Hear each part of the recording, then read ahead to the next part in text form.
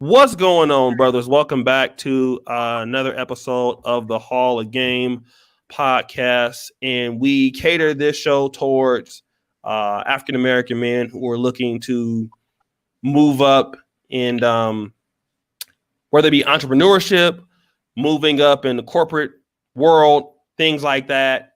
If you are a career shifter, you're looking for a new career. And so we have a whole bunch of guys. Like today, we're blessed with a talented cast. We have Dr. Kenyon Meadows, MD, here joining us from the health sector, and we have Dr. D Sub-Zero Gabe A. And so we put this show together for the African American men who are interested in the different opportunities that are out there. And we have experts from the tech and healthcare industry today that are going to speak about the different levels of how these industries work for those of you that are interested. So I'm going to start because everybody's smarter than me on the show. I'm just smart enough to have them on here. We'll start with Dr. D, and we'll work our way to Brother Gabe. So Dr. D, thank you for being here, brother. Go ahead and introduce yourself. Hello. Oh, excuse me. Hello, everyone. This is Dr. D coming from South Carolina. I have about 20 years of technology experience, and I'm just on the show to, talk to you guys about the IT market. Oh, I thought I heard some feedback. I'm on the show to talk to you guys about the IT market and to help give you guys some more clarity on some careers that you can pursue and help answer any other questions. And I'm blessed to be on a talented show with some other talented brothers. So glad to be here. No problem. Brother Sub-Zero, thank you for being here, family. What up, y'all? What's up? This is Sub-Zero 3639, YouTuber, recently off suspension. Back in these YouTube streets. I run Lift in the Veil IT Academy. Have class in about 30 minutes. Trying to watch this meet and do other things, and figured I'd come in here and show y'all some love before I jump on class, man. All right. Shout out to my brother Rob Parks. My brother Rob Parks is in IT healthcare, so that's a interesting bridge. And then we have Mr. NBA on the my brother right here. And then we have, let me do this. I'm gonna do something so powerful. I'm gonna take myself off and put Antoine Wade. So we have two MBAs, an MD, an engineer. Wow. So let me go ahead and introduce yourself. And I'm gonna take myself off until let's brother Sub-Zero when he goes off. Go ahead, brother Mediocre. What's up, everybody? Really happy again to be a part of the Hall of Game. What's up to everybody in the panel? It's good to see you brothers again. All right. And shout out to everybody that's down in the chat right now. So folks that don't know me, I have my own channel, Mediocre Tutorials and Reviews. I would say the YouTube channel stuff has kind of been a side hustle now for just a couple of years. But prior to that, I'm originally from New York. Went to Penn State University, graduated with an undergraduate degree in management information systems.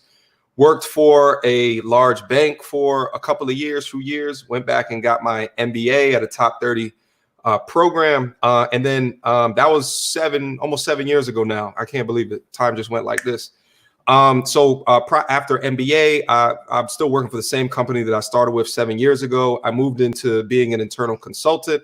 And then about 2 years and some change ago, I moved over into the digital organization. And now I currently serve as a product owner, or also known as a product manager as well. Product management is interesting. I really like it. Of all the places that I've kind of moved within my corporate career, I really appreciate what it is I'm doing. And it sits within IT. So I'm just super excited to come over here today and just to tell you guys about a way that you can be involved in information technology, but not need how to code. So that's my introduction. Yeah, appreciate that. Yeah, we're just going to keep on moving along. I think Antoine Wade is next. Oh, yeah, go ahead, O'Shea. My bad. All right, well, I can certainly introduce myself. I am not afraid to do that.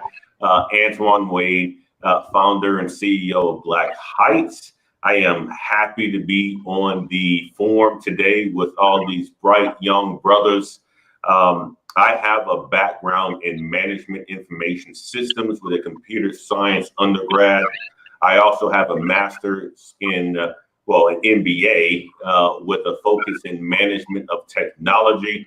I have been in the supply chain space forever, my entire career. So logistics, supply chain, and I'm just willing to give you guys some game on how you can really start a path from doing some coding and work your way all the way up to the C-suite. So I started as an engineer, and now I am in sales, also running my own company as well too. So that's a little bit about me.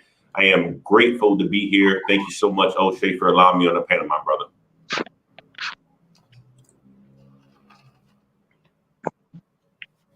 Next, we're moving along. I think Sub-Zero, you're up. Oh, no, I'm sorry. We already did the introduction. Yeah, sorry about that. I think Dr. Meadows, you're up now. Go ahead. Okay, great. Number one, honor to be here with all you accomplished gentlemen. I appreciate O'Shea for being that link to all of us. Name's Kenyon Meadows. I'm a practicing radiation oncologist here to talk about healthcare, careers, my other big passion, and the thing that led me onto YouTube and to find O'Shea. I'm also very passionate about investing, specifically income investing and real estate. Talk about that on my channel, the Invest Doc, and wrote a book about the same. Been affiliated with O'Shea over the last 2 to 3 years.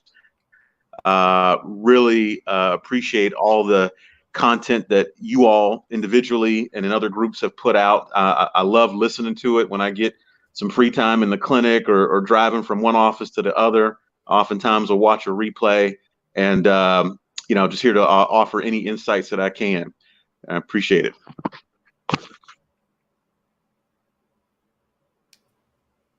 All right. And last, and very happy to be here amongst the presence of all of the brothers here. We're going to be doing a lot of cycling around here because we got a lot of talented brother trying to get a word in here. But yeah, myself, my name is Gabe Bay here on YouTube, background in electrical engineering, transition into cybersecurity, now working as a senior consultant. So started off in a traditional engineering setting, but transitioning more into the business, consulting, but even still do a lot of technical type of engagements on my side too. So that is who I am. I've been on here a whole bunch of times, but I think probably what O'Shea is going to want to do is try to get Maurice November in here, who actually gave us this particular topic as it concerns looking at different fields that brothers can get into in IT and healthcare, when you don't really have to know how to code, as Mediocre said, or you don't really have to be technical or hands on the keyboard. There are a lot of different things to do in this particular field. And without further ado, O'Shea, if you can, take me out, put Maurice in for the introduction, and we can rock like that. Actually do this because Brother Rob Parks, I'm going to bring him on, right? Brother Rob Parks, just real quick, he has to board his flight, but I want to let him come on, and then we'll go bring Maurice on. We got like 10 people. Go ahead, brother. Go ahead. We want to bring in brother. Let me just take Sub off real quick, and we bring in brother Rob, and I'll bring it. So Rob, just very quickly introduce yourself, brother. Let people know what you do. What's the deal, man? Rob Parks. I'm from Cleveland. I live in DC. I be all over the place. I work in healthcare IT, mainly with a system called Epic. So it probably has about 50 to 55% of the market as far as hospitals, man. So I just go around the country doing different implementations. I do some analyst work too. So that's a lane people can go into in the IT world too. It's kind of bridging the gap between healthcare and IT. I mean, it's both. So that's what I do. Okay. As well as the sports writing too. You guys already know that I've been on O'Shea's show before. So. All right. So let me just do this. Okay, because we got like a lot of people. Brother Maurice, real quick. So I'm gonna just man, it's crazy. Let me just take Rob out real quick. Prayer Maurice. So yeah, it's crazy. So Maurice, just real quick, introduce yourself, and then we're gonna start off with Invest Doc because he's the him and Rob. So let's go ahead, brother Maurice. Thank you for the topic, brother. Go ahead and introduce yourself real quick. Yeah, my name is Maurice November. Currently, I'm a digital product designer. I work for one of the big tax firms currently. My background is in multimedia. I worked everywhere from ad agencies to PR firms, creative directing, art directing. Currently, my primary focus is in digital product design. And I think this topic came up because I wanted to kind of outline to the brothers that are listening on the different lanes that are in IT. I'm primarily in the ideation lane, so I come up with the concept, and I'm also part of the development lane, and then there's an operational lane. So I just wanted to make sure that we gave brothers insight that you don't have to be a coder to get into IT. You can be a manager, you can be a researcher, you can be a creator. So there's different avenues you can take to get into the IT space. I work every day with researchers, copywriters, developers, managers, and executive management. Those are usually my daily phone calls. And while the operation piece is an aspect of it, is a big aspect of it, it's we build the stuff that you maintain. Okay. Yep. Okay. So let me so I'm gonna take you off real quick. I'm gonna bring Sub-Zero. Damn. Okay. So let me just I'm gonna start off with InvestDoc, right? And I'm gonna shift it up because we still have 8 people. Let me ask you, because InvestDoc, you're the only medical doctor here. Yes. Hopefully they allow me to get mine. If coronavirus had to say, you're different in the fact that almost everybody on the panel has some form of technology or formal business. I know you are a business person, right? But you know, it's an MBA, information technology, tech. You're the only medical doctor on the panel. What are the opportunities right now in the coronavirus, in this economy now? How has the coronavirus affected healthcare, and what are the opportunities in the healthcare industry post the pandemic? Well, I think that the coronavirus pandemic it's obviously put a spotlight on frontline healthcare workers, people like emergency medicine doctors, anesthesia, pulmonary critical care. You know, those physicians that are more likely to have direct first line contact with an infected person. And I think it's kind of highlighted the extra level of, you know, I don't want to say like danger or just a hazard that you take on in being that kind of physician and being in healthcare in general.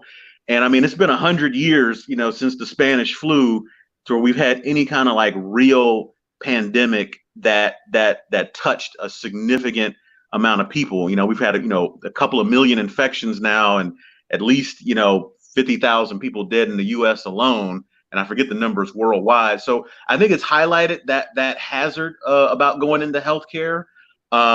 It's made people question like, hey, you know, how much risk are we supposed to take on? You know, what does the Hippocratic Oath mean in terms of, you know, putting yourself in harm's way for a patient?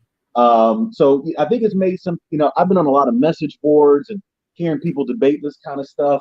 It's made people who are considering careers in healthcare second guess themselves. It's made people who are on the borderline, you know, it's cemented their desire to go into healthcare. You know what I mean? So it's really caused us to think about that extra hazard level that you subject yourself to in medicine. My field in particular, for better or for worse, you know, cancer medicine, it has been deemed to be an essential service line. So, you know, while things like elective surgeries, like, you know, boob jobs and even gallbladders and stuff like that have been off the table, people are still doing cancer surgery and people are still getting referred for radiation and that kind of thing. So really, my only real hazard has been we have had a couple of patients that are getting treatment that have come down with coronavirus and trying to figure out like how to still try to treat those patients and then protect them from all the other immunocompromised people that are around. You know, that has been a challenge and an evolution, but you know, it's cemented my choice to do this. I mean, while I like medicine, I like real estate investing and all that, I mean, this is what, you know, really gets me going. But let me ask you this. I know that you're not in the IT field, and when we sent the email out, you're like, well, I don't really know about IT. But one thing I do know is that since you've been a medical doctor and you came from Case Western, medical systems have changed. How has IT shaped the way that you keep patients' information and stuff like that in the health sector for guys who are not necessarily medical doctors, our nurses, our nurse practitioners, our physician assistants. But for IT, how is IT changing medicine on the day-to-day basis as far as administration? And what opportunities do you see as a medical doctor that use these systems to, that you need to continue the practice?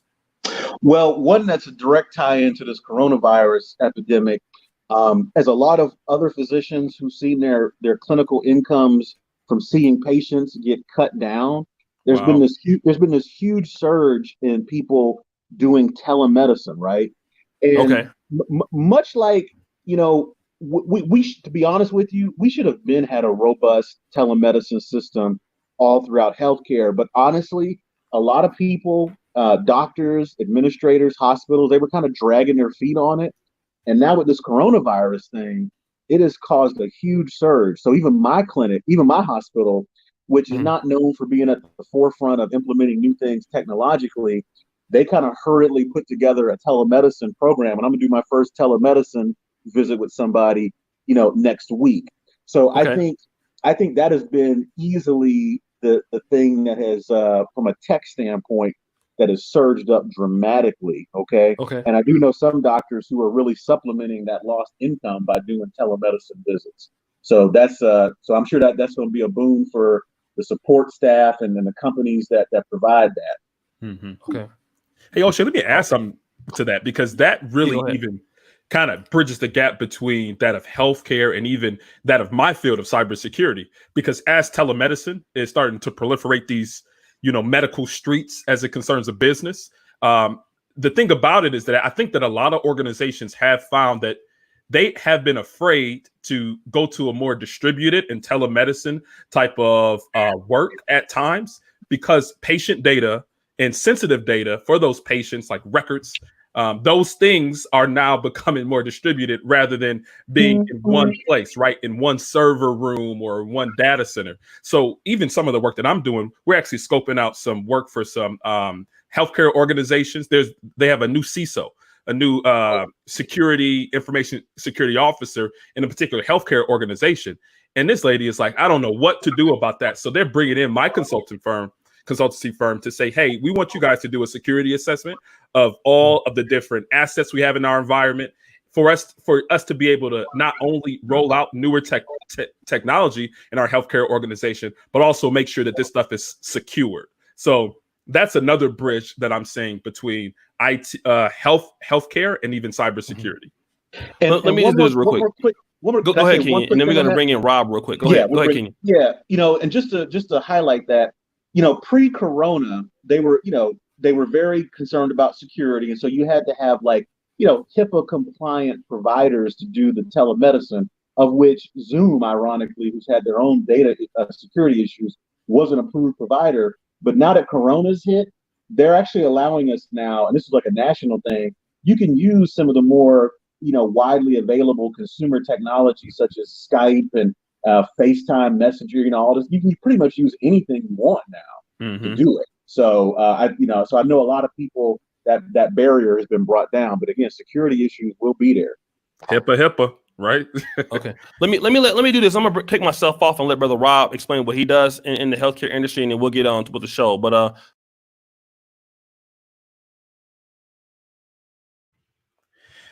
go ahead, Rob. It's on you. So we're looking at those integrations between IT and healthcare. Let's see. Rob, you there? Rob, I think you're on mute there.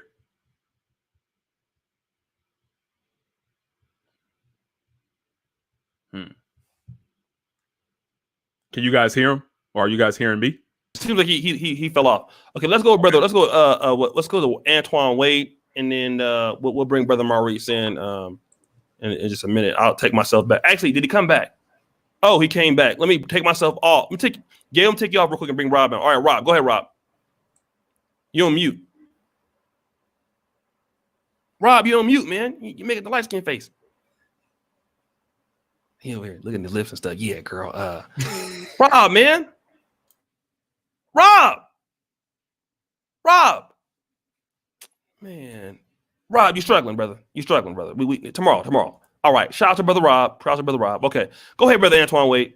Yeah, thanks so, Shane, man. You're hilarious, man. We're gonna get Rob back on here eventually, but you know, people don't know very much about the supply chain industry and the logistics industry, and I almost consider it to be like a vampire industry. I remember when I first started my career in supply chain, I had no idea what it was, and I was just in the transportation management and warehouse management. But essentially what supply chain is a process of getting products that are manufactured somewhere all the way to the end customer so that they can buy goods.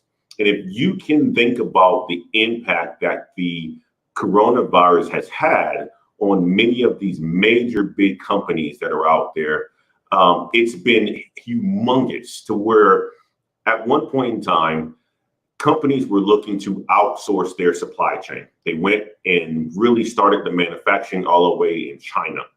But think about the impact that happened to them when COVID-19 happened and China was shut down, weren't allowed to ship goods out in certain areas, right? It caused a drastic demand problem for consumers. It also caused a major supply problem. Supply is making the product itself. And there is going to be so many more opportunities that's going to come from that. It's going to be huge because you think about it now, you can't rely on a country like China anymore. Countries like the US is going to look at bringing products in their manufacturing probably back on in-house so that you don't have to deal with problems like that anymore. So the supply chain industry, it's critical and it's causing a huge disruption at this point in time for this coronavirus crisis from the medical field to where, think about it, where ventilators are manufactured to where they are needed in hospitals. That demand has never been seen before. And that needs to develop a profile, which we call planning, that allows people to say, okay, well, how am I going to really get this product to this actual hospital in the right time, in the right place, the right demand, so that people can actually utilize it. So I would say this, the supply chain industry is ripe for the taking. It's a huge disruption, especially for COVID-19. And I would say this, it is an opportunity, especially for us brothers to get into. And you don't necessarily have to get into the IT piece of it. I started off in software engineering, doing some development pieces of it, then moved to professional services, then did some support, then did some customer success, and now I'm actually in sales. But it's a huge opportunity for you all. And I would say this, it's a very critical component of the United States and the entire world because we need products. And in order for you to get products, you need a supply chain. All right. And let me just do this. Shout out to Brother Sean Bills. Good to see you, brother. Gabe A, soaking up this game. Maurice, executive manager, project management, digital project manager, business analyst, system architect, UI, UX design, developer, quality assurance manager are roles that can earn you an IT over 65. Tony, always supporting. Shout out to Savage Red. Thank you, Savage, for being here. Mediocre, good to see you. Everybody, thank you, Brother Mark Daniel.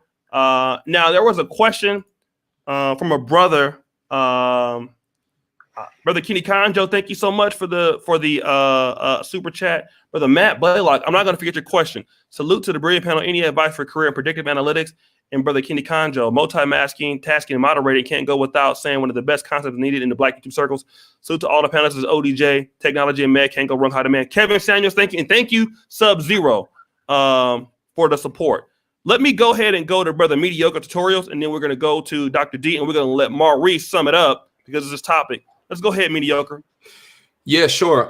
So again, at the top of the hour, when I introduced myself, what I was saying is that, I currently work in IT, but I'm not a developer. I'm not an engineer.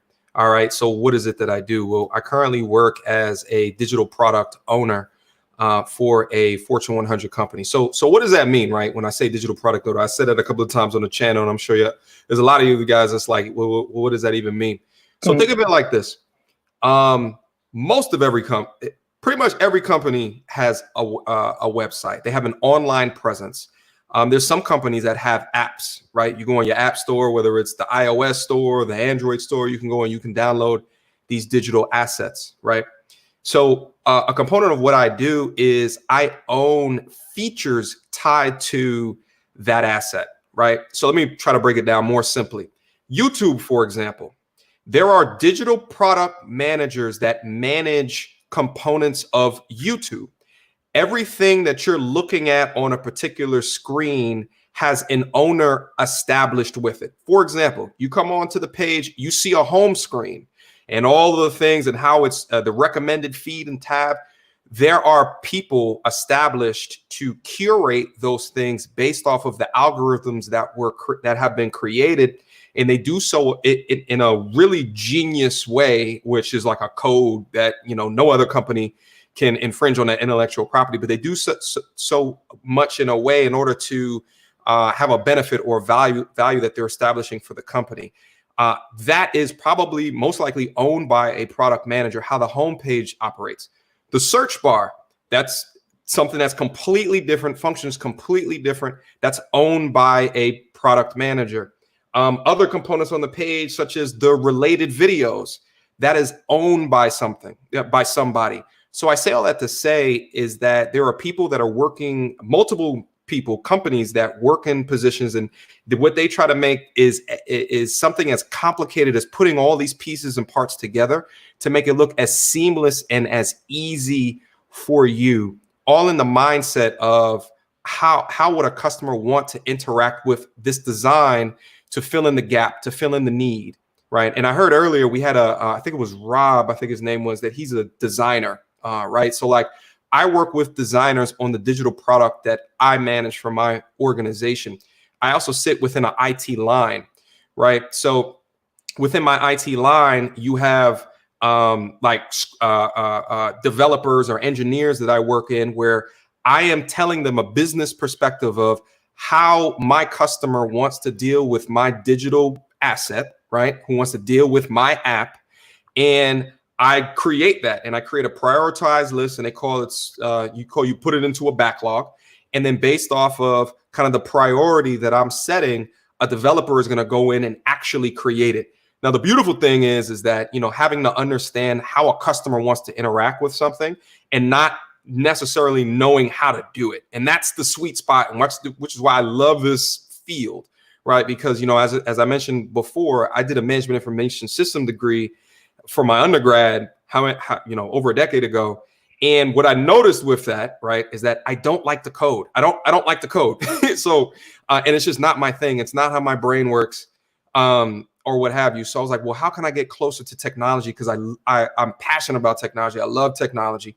How could I do that in a way but not need to learn how to code? And the answer for me was within this nice little niche, right, where I can be the owner of digital assets, but not have to actually know how to create everything. So like literally every day I have meetings and I talk with the developers and the engineers, and I'm essentially like, the indirect manager to the team that is dictating what needs to be built so we can build it to the best ability for our customers. And let me jump in right behind them, because I actually work with a product manager now. So on my team in the morning, I have mediocre tutorials. I got his researcher. We have a security analyst. We have a systems architect. And my job is to do the prototyping for all the concepts that everybody is coming up with to show to a customer to get feedback. So I create our team creates the blueprint before we build anything. And we'll get the push and pull feedback. And I want to go up a level. So I call that the ideation lane. And the different skill sets in that team are people who are management, people who are artistic and creative, people who are developers, people with a systems engineer and security background. Everybody's needed on that team before we even go to development. And it's different skill sets and temperaments to be on that team. I have a creative background. Mediocre tutorials might have a management people kind of overview background. Somebody has a security background. Another person has a development background. But everybody's needed to get the thing done. So when we have these conversations, I know a lot of the times we have these conversations, we usually talk about the operational side, meaning in my mind, so we have the ideation piece where what Mediocre was just talking about. We got the development piece. So once the thing is figured out, a team builds it. I'm usually part of that team too. And then once it's done, once it's done and completed, then there's the operational piece where there's a bunch of people who are keeping it going, keeping it up to date, keeping it fresh and new, and being mindful of all the industry changes. But everybody has a role to play, and they're usually not developers. They're management people, they're researchers, they're creative people with backgrounds.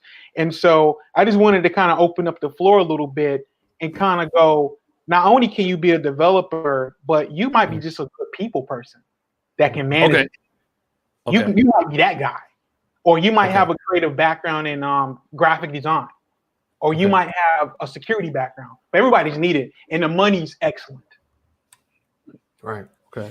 No, good point. Let me just start with we're gonna do Dr. D, and then I'll bring Gabe back on here, and just keep it techie. So let's let Dr. D, and I'm gonna ask a question: health or IT? Right? We're gonna just pick one. I'm curious to see what Doc is gonna say. But go ahead, Dr. D. Go ahead, brother, and drop your knowledge on there, brother.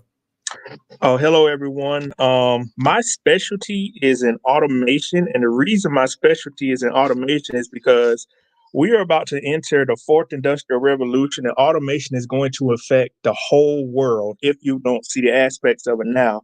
Along with automation is artificial intelligence. We have data analytics. We have big data. And the reason that I am gung-ho on that, I defend my dissertation on Friday on the automation of manufacturing and the potential effects on rural communities in South Carolina. I spent 2 years researching this. I did qualitative research, and the people in rural areas are going to be displaced so terribly till it's unheard of. And the thing is not only going to affect blue-collar jobs, it's going to affect white-collar jobs. And as you see, Alexa's automation, we have, I can't think of off the top of my head, the thing on Windows, these tutorials, I can't think of off the top of my head, but anything that's like a helpmate, that is some form of automation. And the thing is, brothers do not understand what is about to come. Down where I live in South Carolina, they have manufacturing facilities. And the guys do not understand what's about to happen, because while you're sitting at home now, the people at the top are figuring out ways to eliminate your job. Because in any company, the basis is to get the most with little input. And a lot of Black men have to understand that this is coming, and you need to prepare for it. You need to try to get into a field that has some kind of technology that's going to be around. You need to learn how things are going to be automated. You need to learn how robots work, because if you don't if people deny what I'm saying, just Google automation and how it's going to affect the workforce and humans, and you can see they're talking about the amount of jobs that are going to be lost in the next 10 years. Not only are men going to be affected, women are going to be affected, because they work a lot of administrative roles. And I think Hassan Ali mentioned this the other night. He wants to see how automation is going to affect everybody. Women are going to be affected just as much as men. But really at this time, jobs are safe, but the thing I tell people, you need to look ahead years and to see what's going on, because when a company can spend $500 million as an initial investment and earn a couple of billion down the line, they will do it. They will get rid of people. They will do what they can. And I try to educate people the most and say, hey, do you know what automation is? Do you know your job can be automated? Do you know that process can be done faster without a human in the process of it?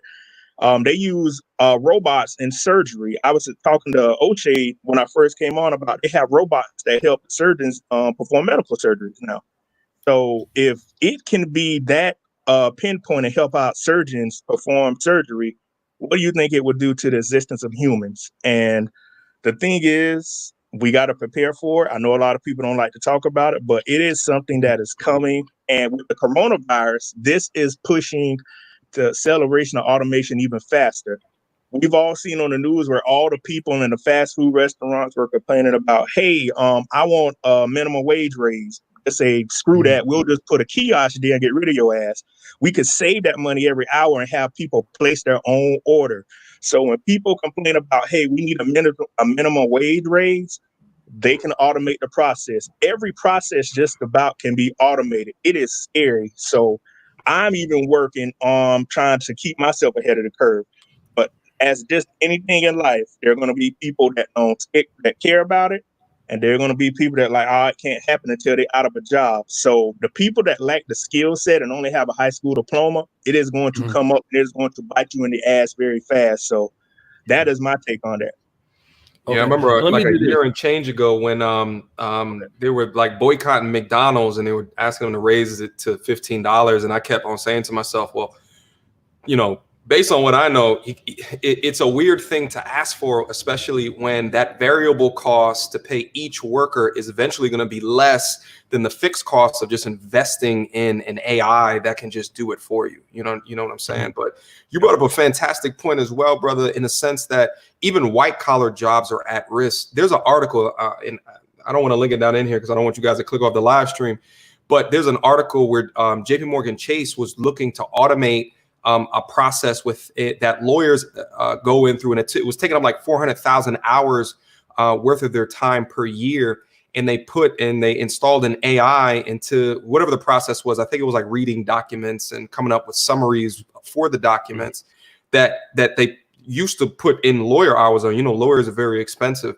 So essentially this bot is able to take away this 400,000 hours times whatever $200-300 you're going to pay a lawyer for their time an hour. So, you know, it just goes to show you that, and this is like a year and some change ago, right? So it just goes to show you, like, if this has happened to white collar as well, it's like everyone has to just reconsider where they're going and kind of the goals that they're putting on their path and how their goals may be upended by a revolution or an innovation, right? So it's like, how do you lower your degree of risk within getting in a future forward industry that's going to stand the test of time?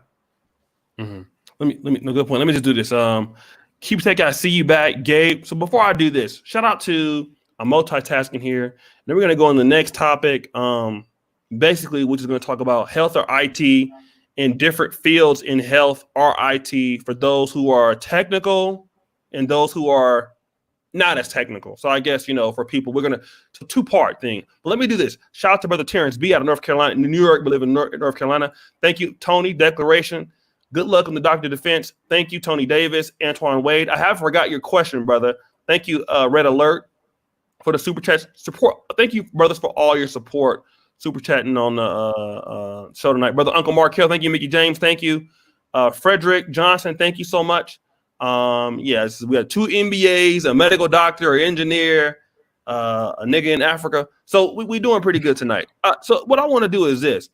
Also, brother Coach Ali, Hassani Ali, has started a YouTube channel. So what I want is he comes on the Hall of Game. He's typically here every night as of late. He has a channel called Coach's Ali's Corner. I need a favor from those people who have listened to some of the content he's done tonight or on the past on the Hall of Game. I'm posting the link there. He has 39 subscribers.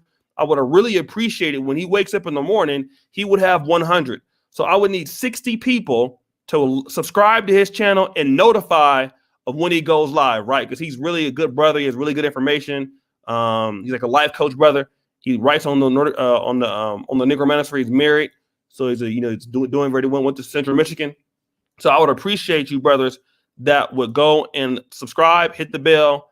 Shout out to Uncle Markel again. If you subscribe, hit the bell, press 1 on Coach Ali's Corner, and we want to help his channel get monetized. So that's what I'm trying to do. Help the channel grow and get monetized. Help him get to 1,000 subscribers. So let me bring in Brother Gabe. I'll take myself off, and then we'll go back to Dr. Kenyon Meadows and to the new run. Thank you, Brother Lance. Go ahead, Brother Gabe.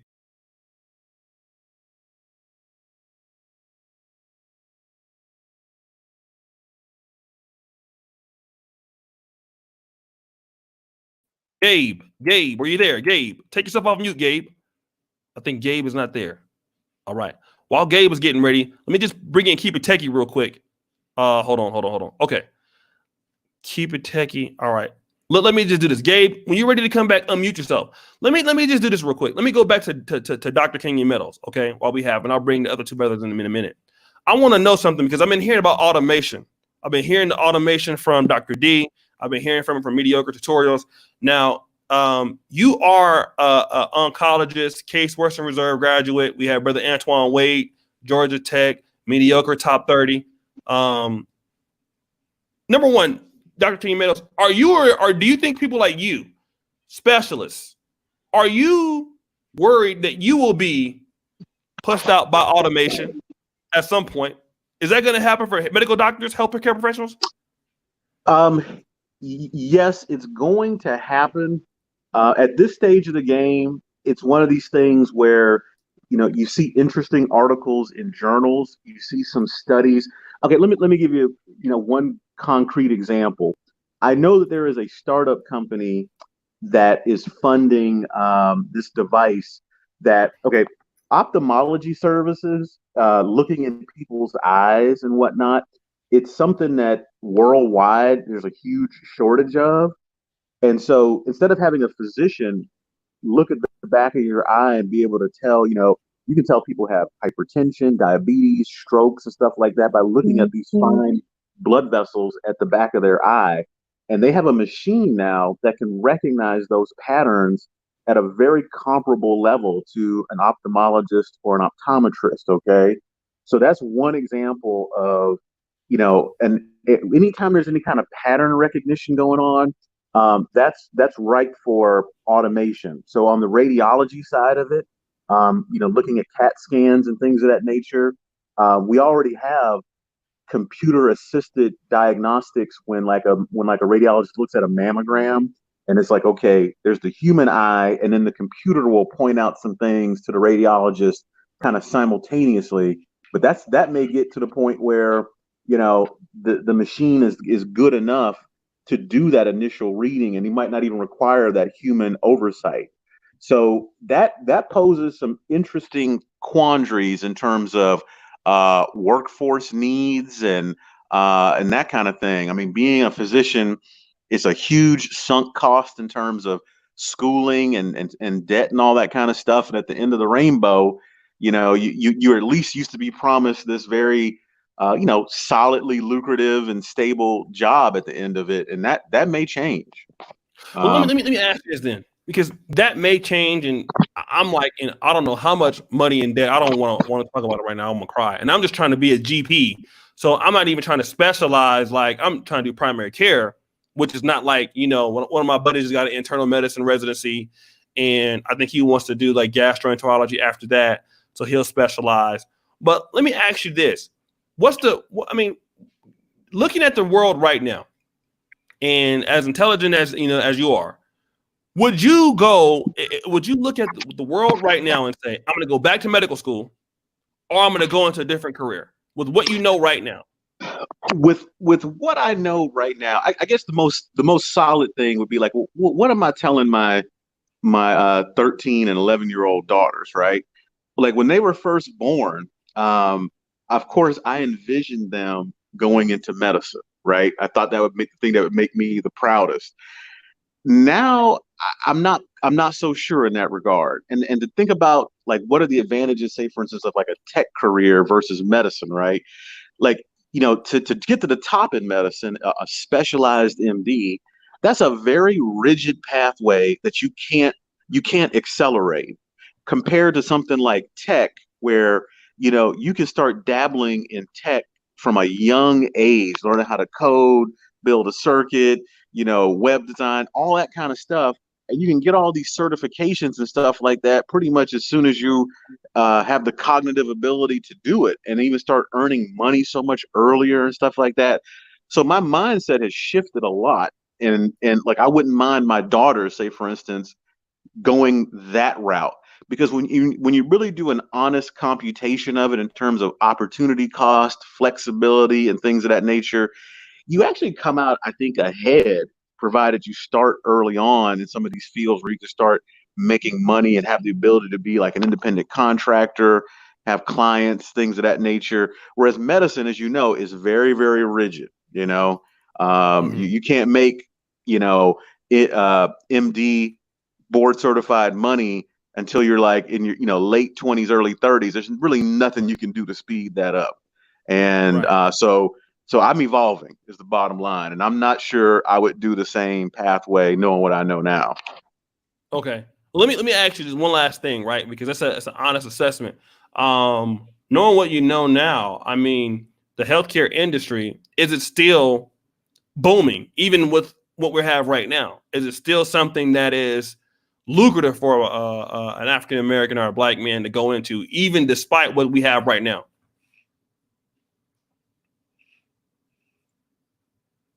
Is he still there?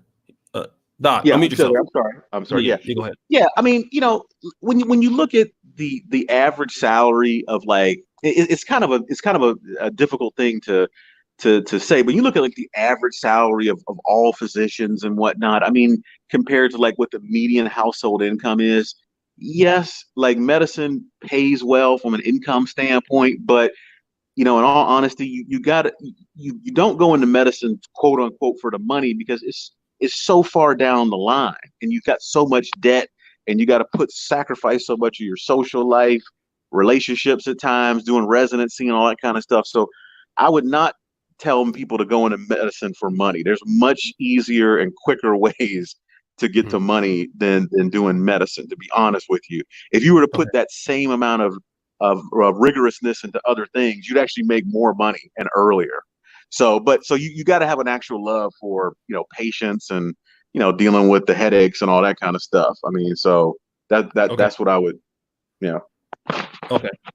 Who wants to jump? I know Mediocre. You have a stream tonight, right? No. I'm always taking naps after your stream. You know what I'm saying? They wear me out so much. And just real quick too, I just want to say shout out to Antoine Wade, because I usually never get on streams like this and look at what's happening and feel like I'm in top position or not for the visual aspects of what I'm coming over. I'm over there looking at that brother's quality. I'm like, sheesh, I gotta send him an email. Yeah. He be Appreciate changing it, up the brother. background. He show, brother, look at this green screen, brother, I got in the background, brother. That's nice. Okay. Let me take myself off and put in Brother Gabe, and then I'll bring in Keep It Taking. I'm gonna move.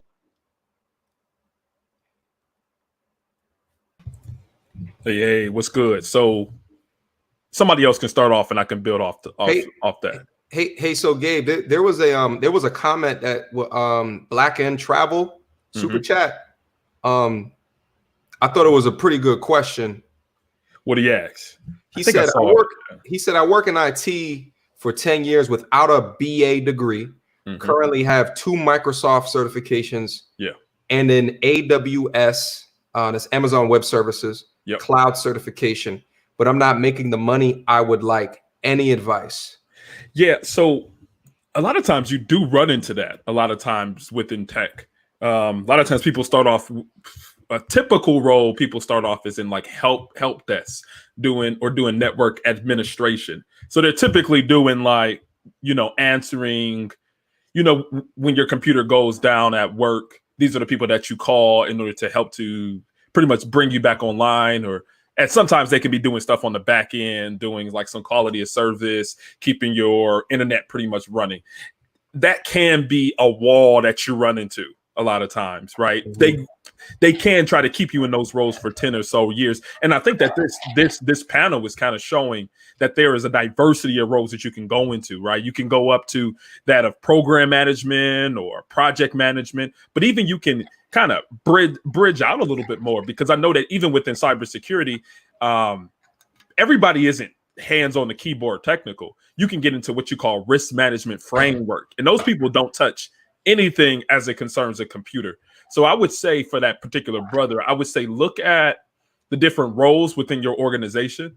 A lot of times it becomes a lot easier to apply to roles within your organization if the organization is large enough, and start to kind of rub elbows and have coffee with those individuals who are in roles where you're looking at getting into, to kind of try to diversify your skills, your skill set, and pretty much ask these brothers or ask these individuals, say, hey, what did it take to get in your role?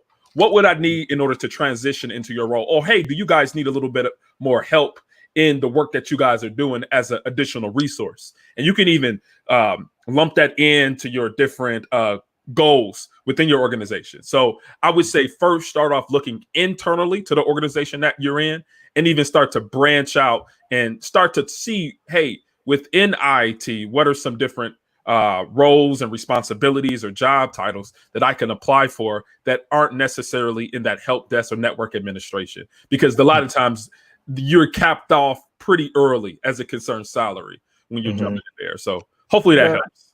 The recommendation, if you're coming out of that operational lane, and then if you're going into the ideation or you're going into the implementation lane, I've seen people make a transition from operations into systems architecture because they understand the systems. So systems architecture, you might want to go project management. You might want to do QA engineer, right? So there's opportunities there. But the question for the brother would be, where are you within the organization? And if you are coming out of operations, to Gabe's point, go talk to the other folk in other positions and see if there's a good alignment to your current skill set. How far is that jump into the new thing? How far is that jump? And I also saw from him that he said that he didn't have an undergrad degree as well. So, after you did like a little bit what Gabe said, which is, look internally and then see like what are the other positions that are within your skill set, you may come up to a conclusion that you may have to increase your value. And when I say increase your value on paper, right? So you may need to ascertain a degree to make the value that you bring to the workforce from a paper perspective a little bit more real, right? Because you may find out that like, hey, the company that I'm at right now is not where I want to stay or what have you. And then you look elsewhere. Now, a lot of I never see this talked about a lot, so I just want to get into it real quick because I had a mentor that shared this with me. Honestly, the career switcher the career mover every 2 years or so, those are going to be your most paid people.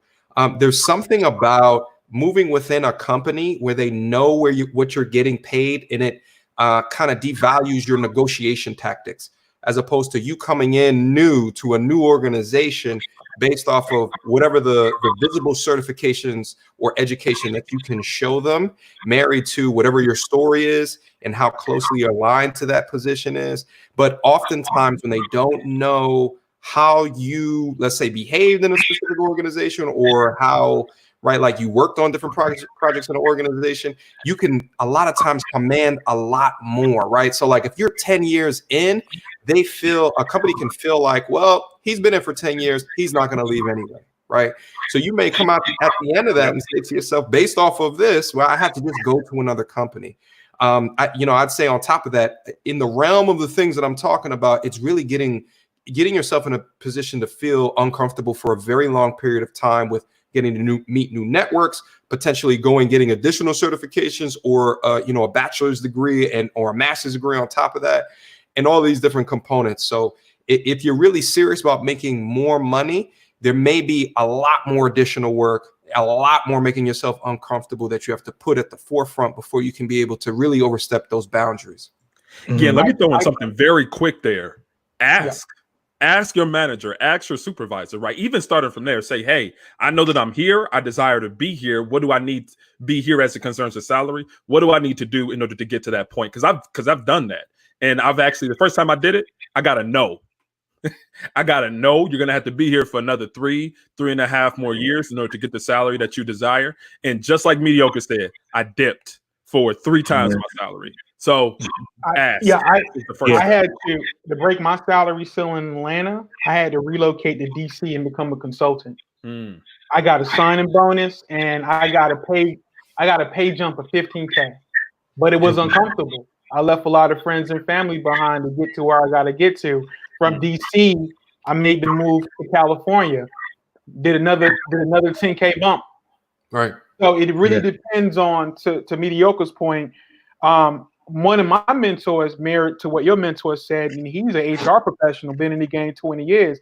He said, before you come into any person's office, have a counter offer in your pocket waiting. Right? So ideally, they're either going to see your value or they're not going to see your value. And to be fair to the brothers, it really depends on the part of the country and your obligations. Like, I'm single, no family. So if you have kids, that might be a different move. Mhm. But look locally. If you're willing to drive an hour or two for that new opportunity, go get it. Yeah, and one of the things black men have to understand, you need the degree. You are a black male in a very competitive world. You're going to have to get it eventually. They offer a class online. I know many people will disagree with that, but it's hard enough. It's hard enough to get a job, period. But you being a black male, you have to have something that gives you a little bit of an edge to stick out. You have to get the degree. Eventually, you're going to reach a ceiling, and you want to move to different areas. Well, they said I got to have a degree, and then you get frustrated with yourself. I recommend trying to get the degree at the same time you're trying to do everything else, because at least the school, we talked about this in an earlier stream, you might get a company that'll even pay for you to get the degree.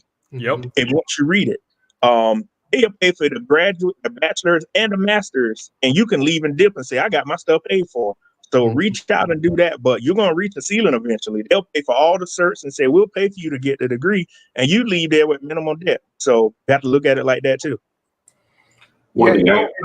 Don't sleep on the local. Don't sleep on the local community colleges and local schools. There's a ton of great schools in Georgia, ton of great schools in Detroit that are local that you can pay for at cost, and there's programs available for you. So don't sleep on that.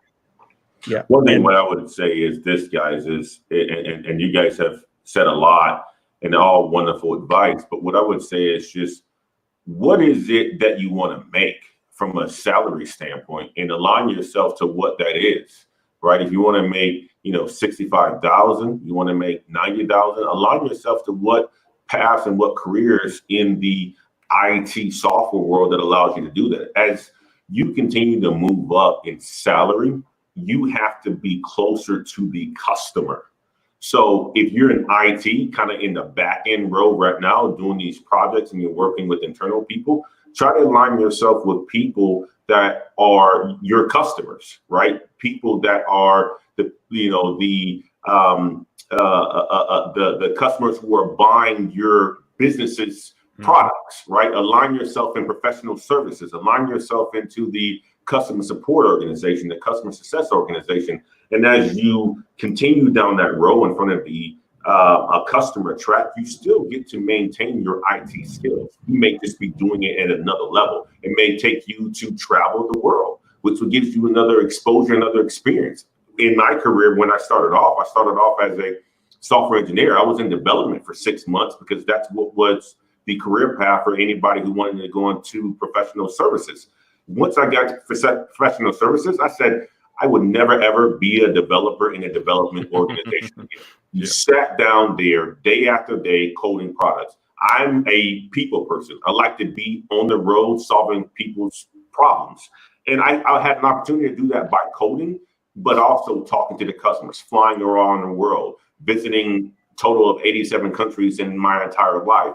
And that's going to bring the money. So try to align yourself with a path that has a salary that you want to make towards it and commit to it, man. And right before Techie Cook, hey, let me just throw this in there. It's going to be 2 seconds. A lot of times people look at those IT technical fields, get into the IT field as being technical, where combining that with the salary, you will not go as a technical person. There is a ceiling a lot of times that you get to until you jump into that supervisor, management, project management, program management type of roles. So a lot of times you have to go into management, some type of executive level, sales, consulting, even before you can go even further in compensation. So just wanted to throw that in there, but I'm gonna let Keep It Techie cook. Let me back up. What's up, fellas? How y'all doing? Hey, what's good, man? Doing all right. What's going on, man? What's going on? Hanging in there. Now, I just wanted to add to that question that guy had right fast, and then you guys can continue with the conversation. But one thing I would recommend to him is to never. I mean, this is an issue that a lot of people get, not just black guys, but a lot of people get complacent.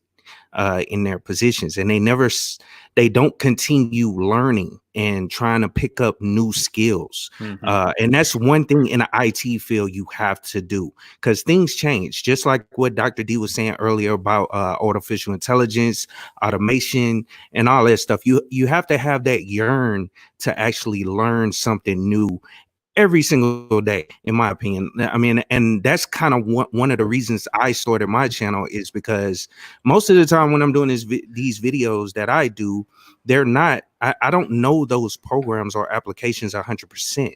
I may have just looked them up and read through the documentation, and that's a new skill that I can add to my resume. So you just have to keep that yearn or want to actually gain new skills and new knowledge in the field that you're in, and just stay away from getting complacent. You know, okay, I'm getting a job I'm getting a paycheck every 2 weeks or whatever. I'm fine with that, you know what I'm saying? But nah, if you want to move up and get the pay that you feel that you deserve, you have to not stay complacent. As well as what Mediocre said, I believe, and Maurice November said, sometimes you got to leave wherever you are in order to get the pay that you're trying to get, especially in the IT field. Like currently, I'm a database administrator. I live in Las Vegas, but I actually work in San Diego for the Navy, and I'm staying with family in San Diego, and I come back, you know, and right now I'm working remotely, but at the same time, sometimes you have to apply outside of the state that you're living in and make some type of arrangements to get to that location if you can, and to get the pay that you want. So that's all I wanted to say, guys. Y'all go ahead. I had some more points I wanted to bring up about the whole topic, but I could wait. You know what I'm saying? I don't know if O'Shea. Yeah, I just wanted to cut in real quick because I got to run over here in a few.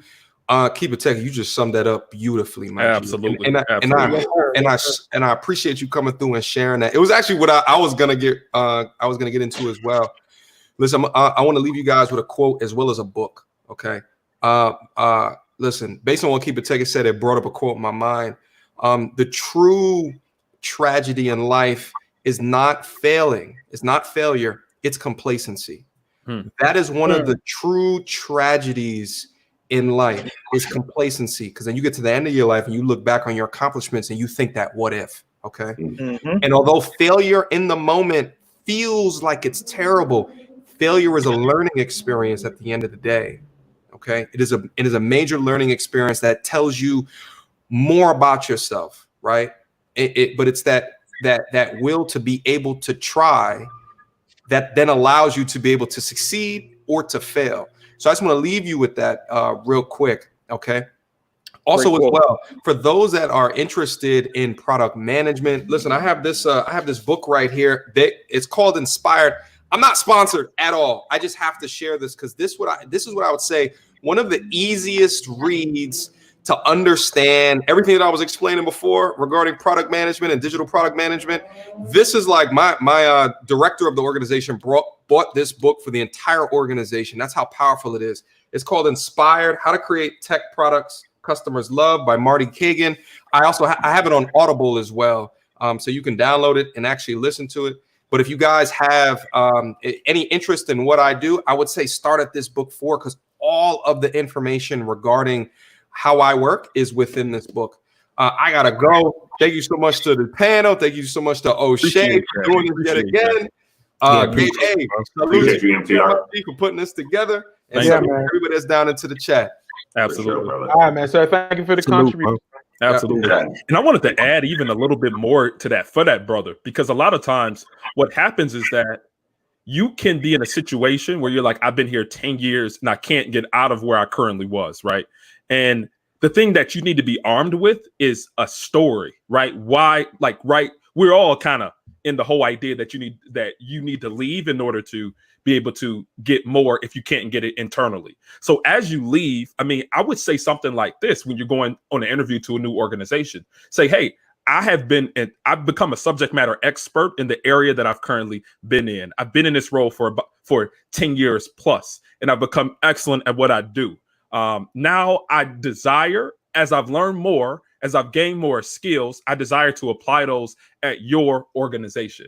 And I believe that the success that I've had at my previous organization, I can have that here too and add that value to you and your company. I mean, take a story or just tailor it however you need to tailor it, but really show like, hey, I'm an expert. I've been doing this for 10 plus years. I want to transition my expertise from the previous organization to your organization.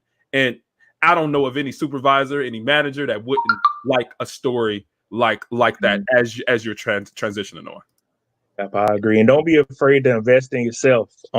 Even if a cert costs $2,500, do not be afraid to say, oh man, that's too much money. O'Shea did a video, I think it was a year or two ago, College and No Damn Books. And he says a line in there, Black men will invest in everything but themselves, around them but themselves. If the cert is $3,000, you find a way to get that cert. Think about it. You invest $3,000 on a cert that can end up making you an extra $30,000 a year. If you go to college and you got to get $45,000 in debt to get a degree, the $45,000 debt allows you to get a $125,000 a year job. That's how you have to look at it. You cannot be afraid to get into debt to get something. You'll get into debt to buy an Audi to impress some pot, but you won't get into debt to make yourself better. Game. I say it all the time. You Negroes will go buy a Chevy, buy $10,000 30-inch floaters, but won't go invest $10,000 on an education or something. Well, like the guys are saying, if you have to move cross country, well, I got to get $15,000 to move cross country before they pay for everything. You need to be able to do that, because a job in San Diego might pay you $175,000 when a job in Georgia might pay you $125,000. I would take the job over in California. You have to be prepared to move at any time. Well, I would. Go ahead, Maurice. Sorry, sir. It changes your prospect. That move to Cali, man. Me working a year or two in California changes everything for my prospects moving forward. Also, think about your circle. I'm a big meetup. I am a meetup.com person. I go to tech events. I meet people. I network. I help. I do stuff outside of work. Now everything is virtual. Man, I just signed up for a virtual conference. I paid the $30, right? So start putting yourself around the people that you either want to be like or that are currently proactive in making moves. And that's more of a thing on who you are as an individual. I had to change my circle. I had to drop a lot of people. I had to stop hanging out on Saturday and get on top of my grind. And that got me to where I wanted to be, but it took a minute to get there. Yeah, and that's 100, Maurice. I don't know if I can hop in now, but that's something that I do too. Meetup.com, and I forget the other one off the top of my head. But surround yourself with people that are like-minded and that are doing some of the same things. That there are meetups for any and every type of career that you're trying to get into. Like when I was staying in San Diego, I would try to meet up to some of these, like they'll have coffee and code. You can go they meet up at a coffee shop. It's just some random people, but they are interested in Python programming, which is, one of the things that's going to lead into automation and all that. So just go meet some of these people, spend a couple dollars on one of those little, snooty looking coffees, and, sit around some people and learn how to code. And people are accepting of you, no matter who you are, because it's all about what you're interested in, and they share that same interest, and they'll be willing to teach you, help you, and guide you in whatever direction you're trying to go. So and listen, and combining a couple of ideas from Dr. D as it concerns investing in your career path and in a certification, and combining also into what Keep It Techie says, going up under individuals who are interested in things that you're doing. If you're looking at transition into areas in IT that are outside of technical roles, I mean, invest in that of coaching.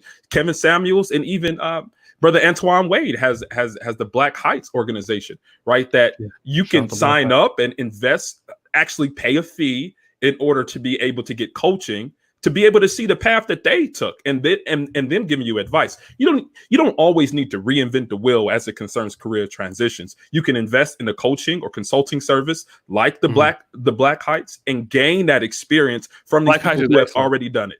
People who have already done it. So yeah, absolutely. Black Heights is excellent. I'm gonna tell you. Let me say this real quick. Let me brag on you a little. Let me over here with a grin. Brag on him. Go ahead and big me up, brother.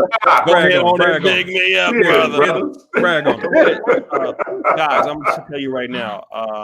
Dr. Kenyon Meadows. He's a good buddy of mine, and he's somewhat of a mentor to me. And I kind of get the game for free, right? But Black Heights, and I've been around enough professionals and people to know top flight guys. Andre Hatchett, Black Heights. If we're talking about very minuscule information that you would never hear anywhere else that you don't know for African Americans, Black Heights is the gold standard. I've heard a lot of people do content on like advice. The quality of people that he interviews, only another person that I would say does it like that is Andre Hatchett. But on the corporate level kind of thing, there's nobody better than Black Heights, in my opinion. Nobody. So if you are a brother and you're looking for sponsorship, mentorship, not sponsorship, because you niggas need to pay. But I would tell you, go to Black Heights. Georgia Tech MBA, top 50, been all over the world, Malaysia, everywhere doing projects. The guys that come on here are you can't get on my panel unless you know what you're talking about. It's impossible, right? Because I know if you're full of shit. So so Black Heights is where you want to go. Let me just say this shout out to my brother Steve Technologies in the DC area, remember the Aaron Ferris. And I want to answer this question about predictive analytics. Somebody can answer that, but let me just say this real quick. I'm in my medical school is on hold right now to the coronavirus. And for me, what this has shown me is even with my YouTube, because when I started YouTube, I was like, all right, well, I'll just YouTube, and this is like something I'll do until I match, and I'll use it to fund my matching. Well, what I've figured out since I've been here is as we've grown with the content and grown with people that have helped build the business, and the business of social media content is such that what do you call those places that you go meet up with people, Gabe?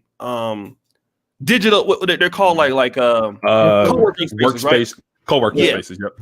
What we've done is build a working co-working space with people like Dima, Satati out of Nairobi, Kim the Comic in Uganda, and now I'm figuring out like, oh shit, like I'm able to do different types of things, and I can expand my content because I have a team now.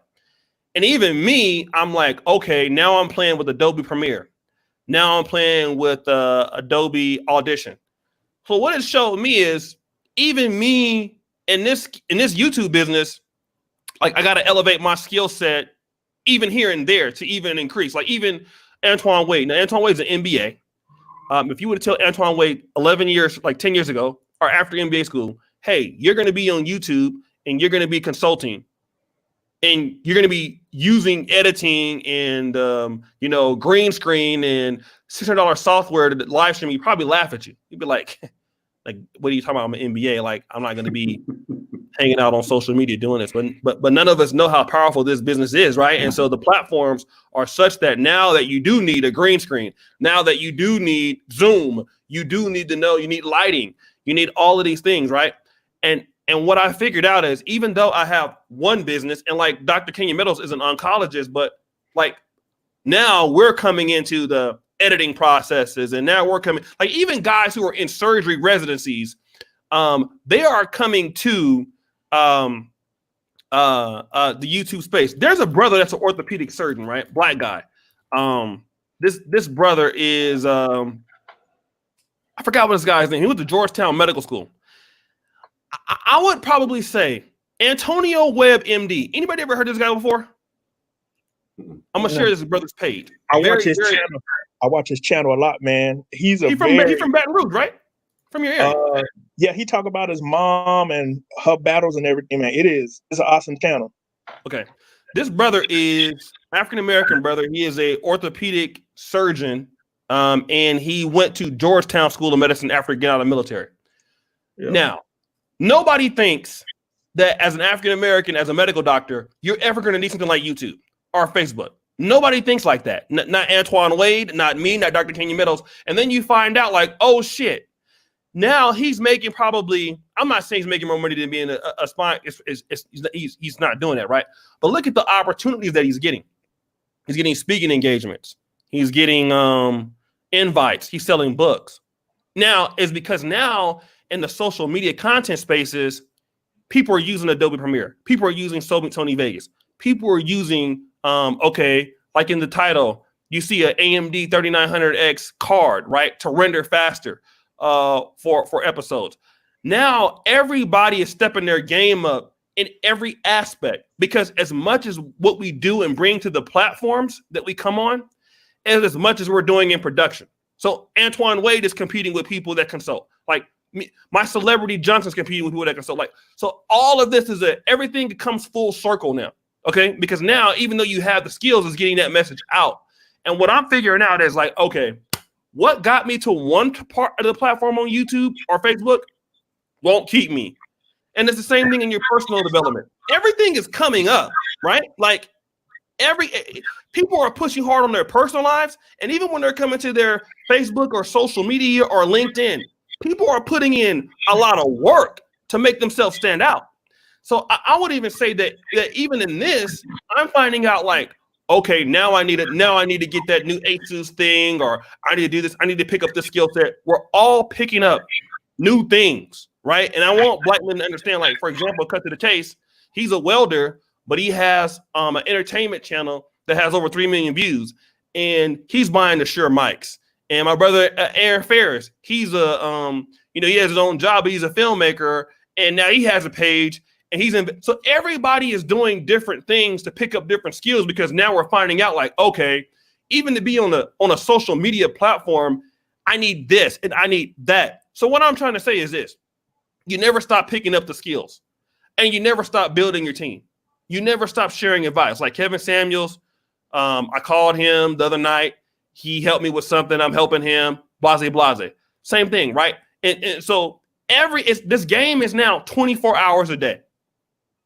It's not what you do in the office or when you go off the office. No, when Antoine Wade's on these Hall of Games, he's relaxing, but he's still positioning clients, right?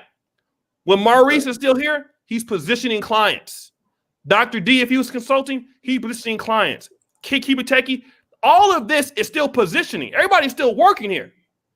And so you guys got to understand that every little skill set helps in everything. Don't think that you don't need to learn how to do this or that. You do, right? Because I can tell you, like, look at Antoine Wade's setup. Look at Mediocre Tutorials and Review setup. Like, look at how clear his camera was. We're all stepping up the production. We're all stepping up the game, because it's just not a personal. It's not just a professional thing. This, it used to be when you go home, you go to work, you're a professional, you come home, and it's a profession all day long now. This game is 24 hours. Right? So our brands are every single day. So I want guys to think about that and get more in that mindset. Like when you're off of work, you're really still working. So that's all I want to say. Yeah, exactly. Let me just sum you real quick. Brother, somebody wanted to know about predictive analytics. Is a career in that good? And then I also wanted to, my brother, shout out to the sister here who, IT lady here. Miss Hamilton, thank you for being here. We were just talking about an IT lady. Oh, Dana. Let me not forget Dana, because she'll be cussing me off. She'll be saying, thank you, Andre Hatchett. She said, do you have to be good at math to do IT? Thank you. I'll answer that real quick. And you should do a show on why women are less interested in tech here, or why IT is a majority men. So does anybody know anything about predictive analytics? I can't. Well, go ahead. Yeah, and you guys course correct me if I'm wrong on this one. So my assumption is when it comes to analytic, that's kind of in the research lane. The recommendation I make to everybody is to go look at being some type of analyst, or go into, like, maybe look at becoming a business analyst, because within that realm of being a business analyst, analytic data gathering and predictive data models are part of this tool set. So that is an aspect of being an analyst, but ideally I would suggest go look at being an IT analyst, and then you can kind of pick the lane and flavor you want to do the analysis for, would be the recommendation. But you guys can course correct me if I'm getting that wrong. No, you're right, Maurice, but this ties to what I wanted to hop on and say earlier. One thing I was going to talk about was big data. And I think Dr. D touched on it earlier, but big data is going to be the next big thing. And that ties to everything Antoine Wade said earlier about marketing and manufacturing, as well as the trucking industry. Big data is going to run all the automation behind the automation. Like they use, like for instance, just to throw this out there, what's the company? It's Lyft or Uber, one of the two. They built a city, and I can't remember the state, but they bought a bunch of land and they built a city where they're testing automated vehicles to go around and pick up people within a business environment / neighborhood where they're testing it. And all that data is going to be used for automation as far as trucking. All that information is going to tie into big databases and everything. So those jobs are going to be big pretty soon. So database administration, database analyst, which is what Maurice was talking about. That's part of just IT analysts. They have data analysts as well as database development. Big data is going to tie to all that, and that's where the 5G thing comes in as well. As far as when that's implemented, that's what 5G is really for, is for IoT devices, meaning like with the automation that, you know, the vehicles, they have to have some type of fast connection in order to use the data that was taken to analyze whatever situation when the vehicle is moving, in order to avoid accidents and all that stuff. That's data behind that. That's driving that. So that's going to be one of the next big, you know, areas in IT. And another thing, what was it, about 2 weeks ago, the White House what did they do? They put out a call to arms for data scientists. That's kind of a top end level in database or big data, data scientists. So look those positions up as well. They're using those type of people to analyze the data for the COVID virus. So I mean, that lets you know right there that data drives all of this stuff, especially like marketing, all that. So that's all I wanted to add. You guys go ahead. Anybody want to add to it? Yeah. So there's a brother in the chat room that just asked, I think, filmmaker Aaron Ferris. And bro, I'm about to send you some stuff via email. In Atlanta too, brother. He's a good brother. Oh yeah. So do you need to have a development background? I think to kind of go up a level and keep it broad. If you are a people management person, you can get into IT. If you're a researcher, you can get into IT. If you write copy, if you're a technical copywriter, you can get into IT. If you're creative, if you have a background in graphic or web design, you can get into IT. So there's different lanes that you can come in on. You don't have to be the math engineering developer person. You might be just the person to work with those people to keep the project moving. So there's a ton of opportunities in IT that you can take advantage of. I know a big one is project management, and believe it or not, quality assurance testing. You can be a QA tester. So, you know, and make a lot of good money just double checking the stuff that we build. So there's a ton of opportunities to kind of jump into IT with. What I would say is this: you guys have been cooking, man, all night. I want to get some shine here, man. And O'Shea summed it up right about being in a situation where you're trying to up your game all the time. And really what that comes down to is a growth mindset. So here's a story. A gentleman that I was doing the warehouse management implementation on a warehouse in Fort Scott, Kansas, was a picker. A lot of us, I must say, being in the supply chain industry, I get to visit a lot of warehouses, Amazon warehouses, Walmart warehouses, distribution centers, and so forth. You find a lot of brothers in these warehouses, right? Doing a lot of the blue collar jobs.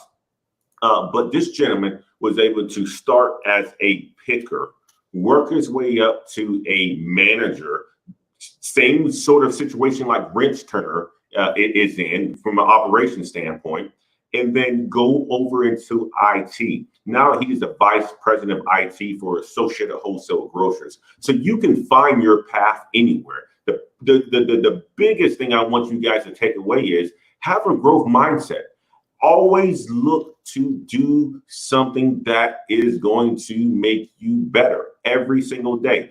I would not have been on YouTube if I would have thought about it 4 years ago. The only reason I got on YouTube was for me to give back to the community that I come from, but also at the same time to improve my communication skills and to learn from how to present on camera. That's the only reason I started YouTube.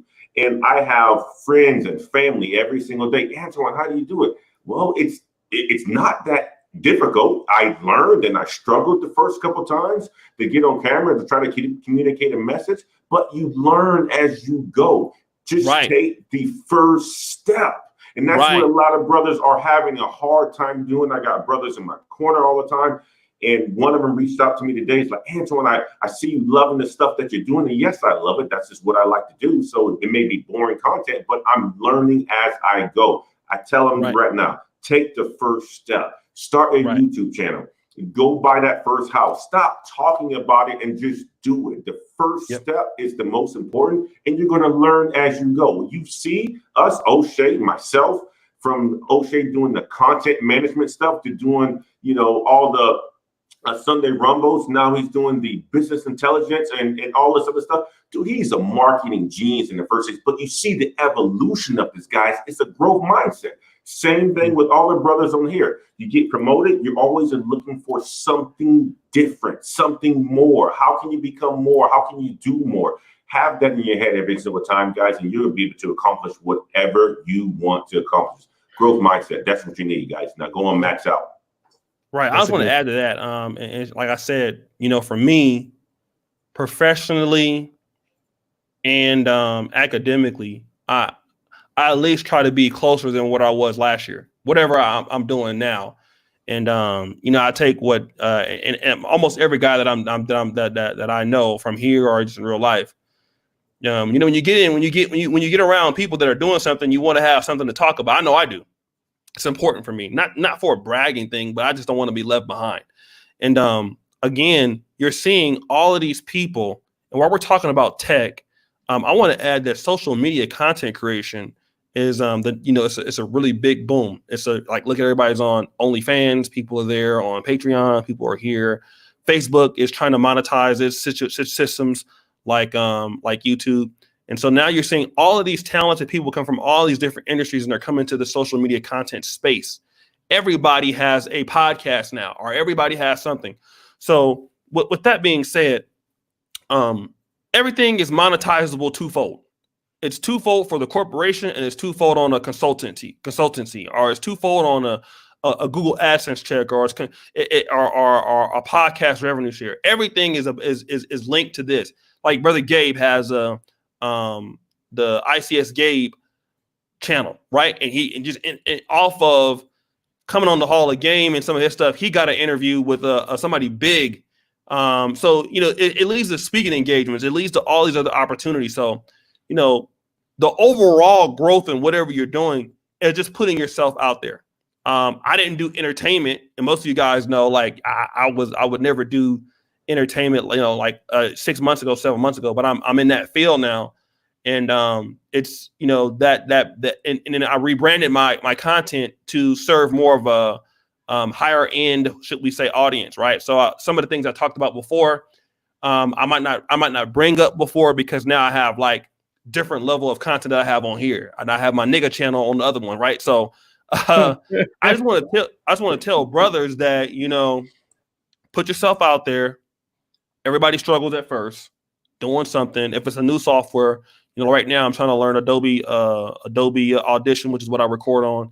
Now I'm trying to learn Adobe Premiere. Yeah, I'm struggling also, but I won't struggle in 3 or 4 weeks as much, and then I won't struggle 8 or 10 weeks or 12 weeks or whatever.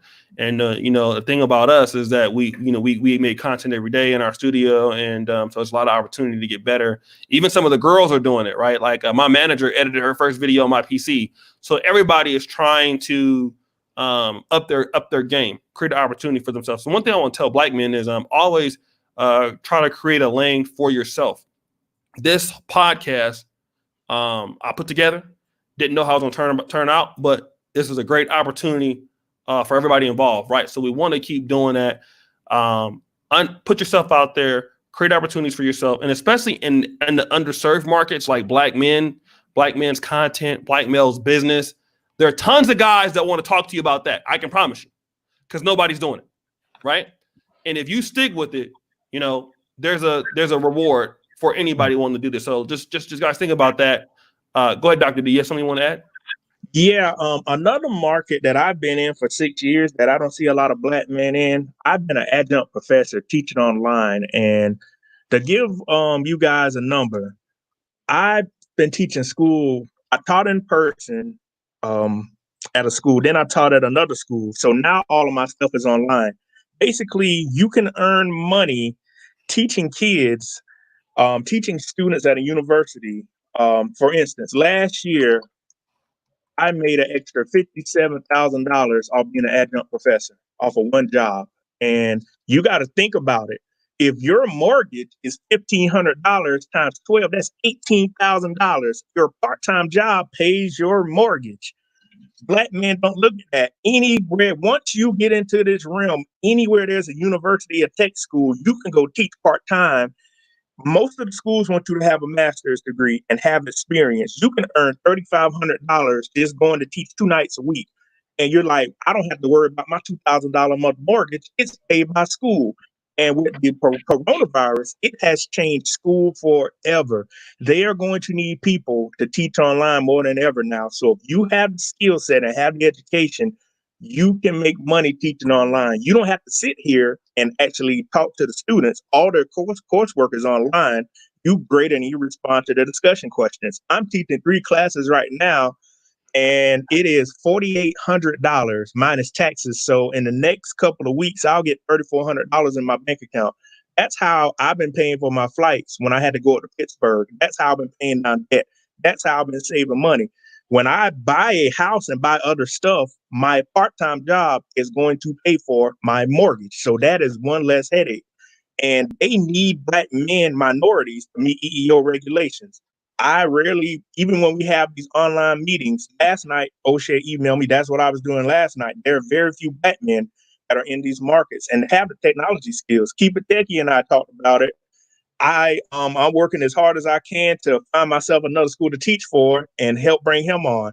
I apply to 20 of these schools a day, 4 times a week. That's 80 jobs. That is 320 teaching jobs I apply for every month because I know what is about to happen with school. It is about to be online, and they are going to need people to teach. They don't want to pay tenured faculty. If you want to pay me $3,500 to teach a 6-week class, I'm going to take it. And I will eat it up all the time. And if you teach 3 classes at one time, that's about $9,000 to $10,000 in your bank account. That is extra money besides your 44 full-time job. When O'Shea gets his doctorate, when O'Shea becomes a medical doctor, O'Shea, if he decides to, he could go teach at a medical university and say, hey, I get an extra $5,000 a month just to sit here and watch y'all do your stuff. So there are ways to make money that black men don't recognize. So I'm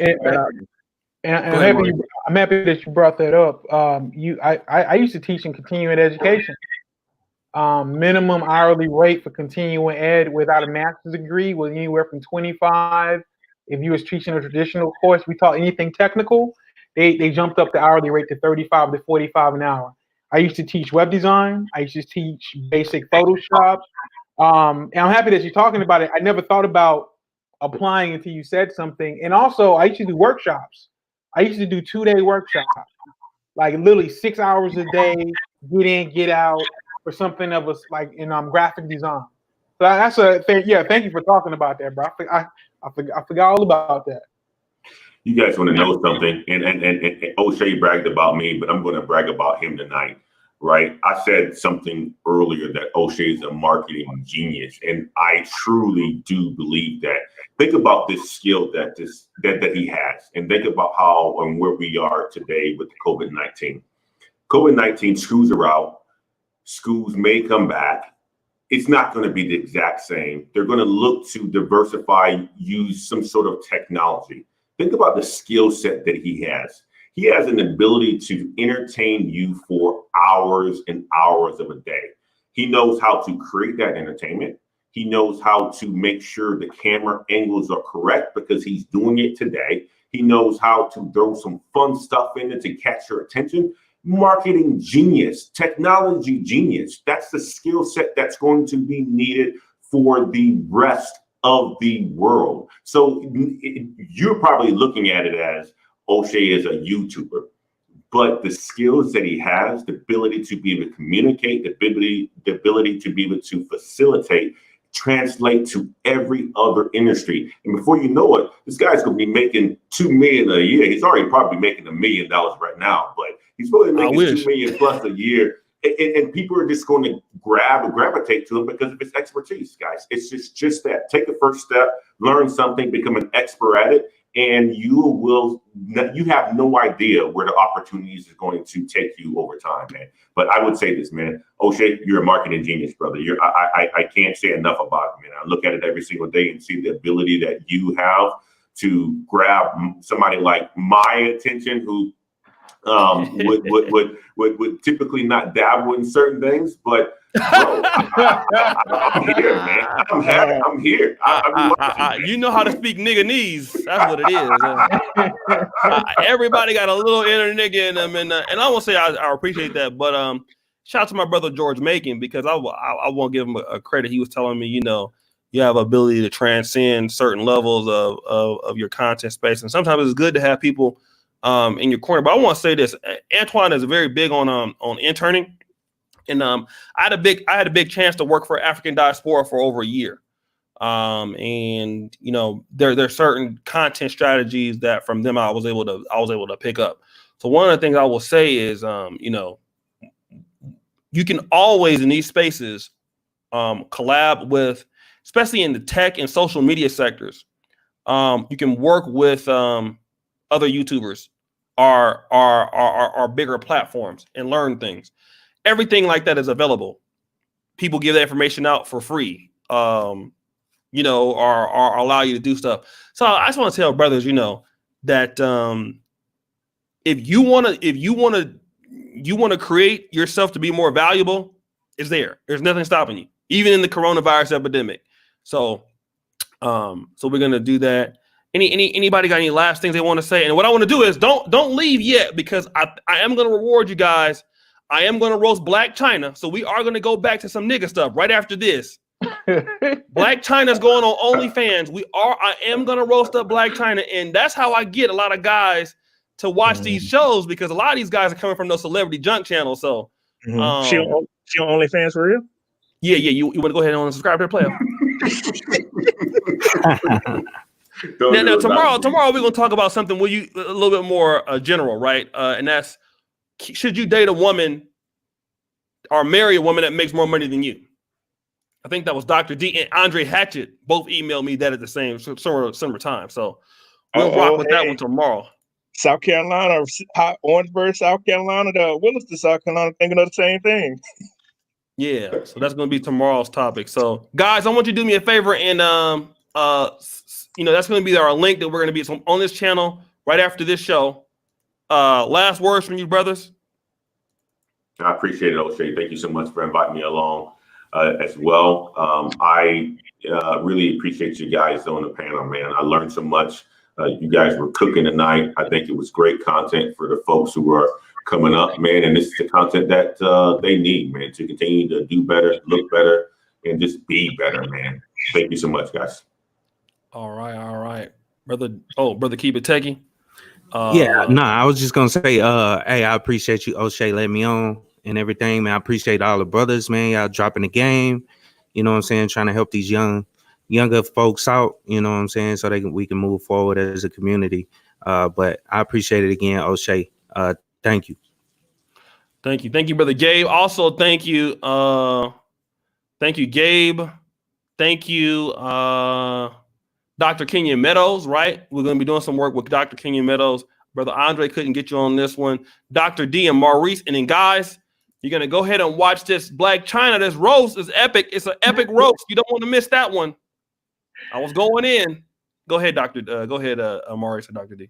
Yeah, I'd like to thank you and Gabe. I appreciate you, man, for taking up this panel topic.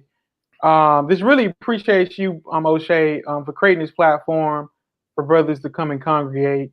And the manosphere is going to get bigger and better with all these new influx of brothers coming in. So I'm really happy to be a part of all this. I would say this. Can I say this real fast? Yes, sir. Yes, sir. Brother Maurice, man, you're great, dude. Look at that logo right there, guys. That's what Mr. Maurice November did. He is a fantastic marketing guru. He's developer. He's a little bit of everything, man. But artist, brand manager. He's brand manager. He's everything, man. So He's need some work. Contact the brother.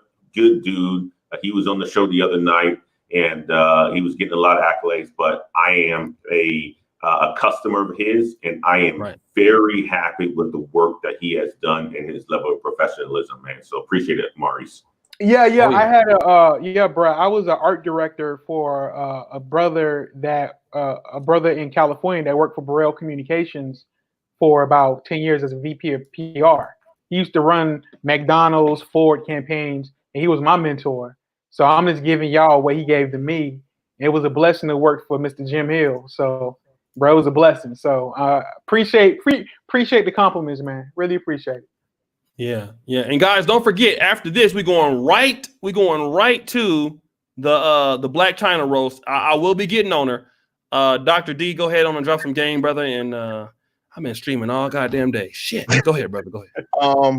Well, I appreciate, O'Shea taking the opportunity to allow me to come on. I've never streamed in my life till I started watching O'Shea 5 years ago, and I emailed him, and I'm getting better, as Antoine Wade and O'Shea and all the panelists said. I'm getting better at delivering things and talking, because I never know when I'm going to have to sit from behind a computer and talk about things. I was nervous at first. It's making me better. Every time I get on a stream, I learn something different from somebody and a different way to do something. And who knows, in the future, I might create a YouTube channel. I just don't know what to put on it right now. But, it's a way that I can get the word out. And my last thing to say is, Black man, do not be afraid to fail to get where you need to get. So that's why I'll leave you with that. Right. Please, come on, help me deal with all these niggas. So listen, y'all. Y'all help me get this Google AdSense money for the rest of this month. So come over here and watch me talk about Black China. Y'all know I gotta pay this rent, nigga. So guys, thank you so much for helping all of you brothers. Maurice is excellent. Maurice is gonna be doing a lot of work for me personally. That's why y'all gotta go ahead and watch these videos so I can pay this nigga this money. I have a really good team. O'Shea, I dusted off my post-production hat, so I'm getting back in my post-production game. So wait for that to come out. Okay. So CCI is gonna be charging me. So guys, I'm able to use and one thing I like about our production team is that we're able to send people, subscribers from our videos now, which we couldn't do. I couldn't do that before. I can put like go subscribe to Black Hydra, Antoine Wade, or brothers like that, and you guys watching are able to help me get the word out about other brothers. So you brothers supporting us is helping us do other things. So the Negro Manosphere, we're going to be on Facebook now. We're going to take some of the Hall of Game stuff to Facebook. And that's one thing I want to talk about also. We're going to moving our platform to Facebook also for a whole new market over there. We're not going to just be on YouTube. Yeah, we're moving. So we need about 10,000 followers to get monetized. But we're gonna go. I'm hiring another person to create content, editing content for Facebook. So that's where we're going next. So we're gonna get that, and so we'll be able to post these podcasts or parts of them on the Facebook, And so we're gonna get better. We're gonna get better real quick. So guys, join me over on this show, and we have how many people over there right now? Black China is on OnlyFans. Man, that thumbnail though. Who is this with this haircut? Yeah. That's I call that a struggle thumbnail, player. That's a struggle thumbnail. Okay, that is a struggle thumbnail. So shout out to Dima for making that struggle thumbnail. So again, you know, I have to. I finance a lot of what I do off of fuckery. So I call it drug money. So we take from the ghetto and give to the rich. So So guys, come over here, and I will be bringing back my nigga streams over there off on the vlogcast. You know, I got to get everybody's money to build up the Smart Brothers. So we're gonna take these ghetto niggas' money again too. Don't worry about nothing. I'll be back on my nigga shit real soon, because them shows was making a lot of money, boy. With them, let you niggas fight on that show. So listen, brothers. I think the funniest thumbnail, man, was that Dusty person, that Dusty guy. Right. So guys, listen, we're ending the show. We're premiering right now. It starts in 60 seconds. Thanks to all the guys. See you guys tomorrow. Much love, everybody. Thank you, brother Dr. D. Black Heights, everybody. Peace.